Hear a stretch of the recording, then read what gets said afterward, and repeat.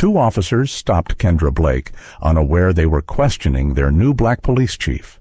Her bold revelation shattered their power, sparking a battle against systemic racism.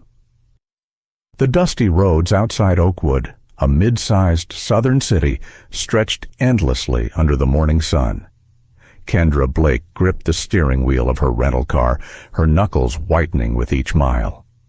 Today was supposed to be a triumphant day, her first as the newly appointed chief of police.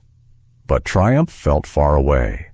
The city's law enforcement had a long, infamous history of racial bias, and Kendra, a young black woman with a reputation for challenging the status quo, had been brought in to clean house. Her appointment had been met with disdain by many in the department, and she knew she would have to fight for every inch of progress. Her thoughts were interrupted by the sudden flash of red and blue lights in her rearview mirror. The wail of a siren followed, slicing through the quiet morning. Kendra's chest tightened. She instinctively glanced at her speedometer. She hadn't been speeding. She pulled over to the shoulder, the car's tires crunching on the gravel. Two officers emerged from the squad car behind her. Their strides were slow, deliberate. Kendra watched them in the side mirror as they approached, their postures radiating authority. The older officer, a burly man with a sun-weathered face, gave her car a dismissive once-over. His younger partner, lean and sharp-featured, adjusted his belt, where his hand hovered near his holstered gun. Kendra's stomach churned, but she forced herself to remain calm. The older officer tapped on her window with a knuckle. Kendra rolled it down, meeting his gaze evenly. "License and registration," he barked, his tone curt, bordering on hostile. Kendra silently handed over the documents, her face impassive. The officer's eyes flicked to her driver's license, then back to her. He frowned. "You from around here?" he asked. "Passing through," Kendra replied, her voice steady. The younger officer leaned in, his eyes narrowing. "This area isn't exactly friendly territory for people like you. You lost?"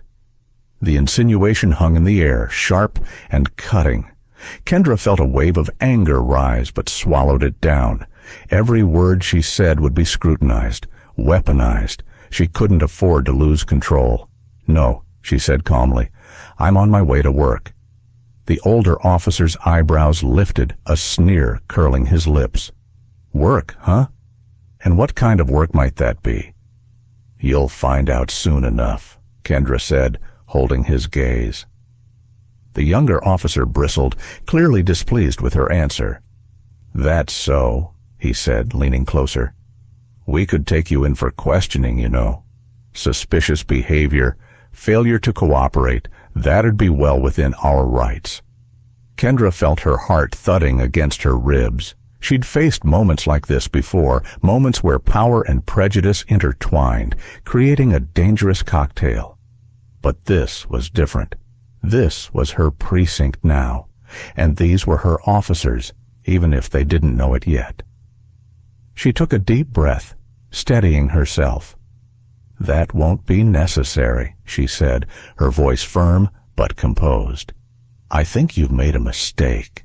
The older officer smirked. "Oh, I don't think so. We see people like you all the time, driving cars that don't look like they belong to them, acting like you own the place." Kendra's patience snapped. She turned in her seat, locking eyes with him. "That's enough," she said, her tone slicing through the morning air. "I'm Kendra Blake, your new chief of police." For a moment, the world seemed to hold its breath. The older officer's smirk faltered, his face going pale. The younger officer froze, his mouth slightly open in shock. You're the new chief?" The older officer stammered, his bravado evaporating. Kendra stepped out of the car, standing tall. She crossed her arms, her gaze steady and unflinching. "That's right," she said. "And I'd like to know why I was pulled over. Why this pointless interrogation continues. Or is this how you treat all black drivers in this city?" The younger officer's face turned red. He stammered something unintelligible, his confidence crumbling. The older officer tried to regain his composure, clearing his throat. We didn't realize," he began, his voice faltering. "This was just a routine stop."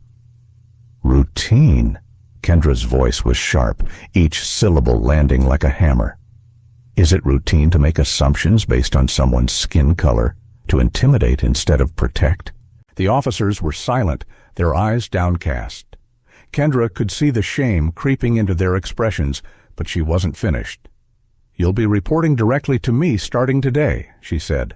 "And let me make one thing very clear. This department will no longer tolerate racial profiling, abuse of power, or any behavior that undermines the trust between law enforcement and the community. Do I make myself clear?" The officers nodded hastily, their previous arrogance replaced by palpable fear. Kendra got back into her car, her hands trembling as she gripped the steering wheel. She started the engine and drove off, leaving the two officers standing on the side of the road, their world tilted off its axis. Later that day, Kendra stood in front of the assembled officers in the precinct's briefing room. The air was heavy with tension, the room packed with uniformed men and women who whispered among themselves, their eyes darting to her with a mix of curiosity and apprehension. She stepped up to the podium, her gaze sweeping over the room. "This morning," she began, her voice steady, "I had an encounter with two of your fellow officers. They pulled me over without cause. They questioned me, assumed things about me, all because of the color of my skin."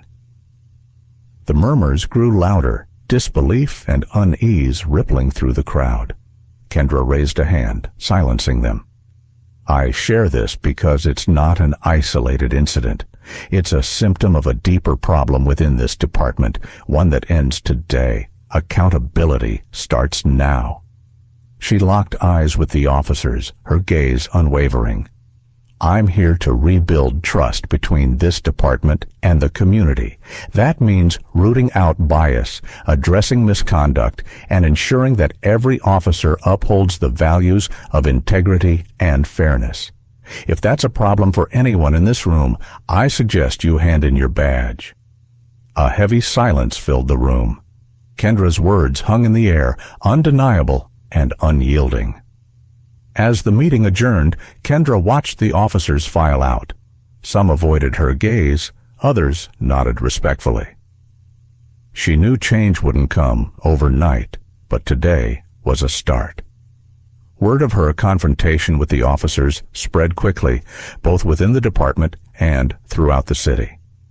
Some saw it as a much-needed wake-up call, a sign that the winds of change were finally blowing.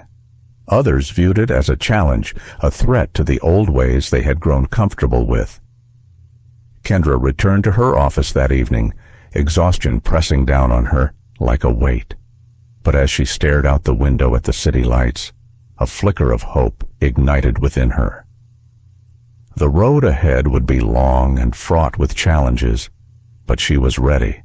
For every injustice she had faced, for every voice that had been silenced, she would fight, and she wouldn't stop until the system was rebuilt from the ground up, stronger and fairer for everyone. This story reminds us that true change begins with courage and accountability. Kendra Blake's unwavering stand against systemic racism and abuse of power highlights the importance of confronting injustice head-on.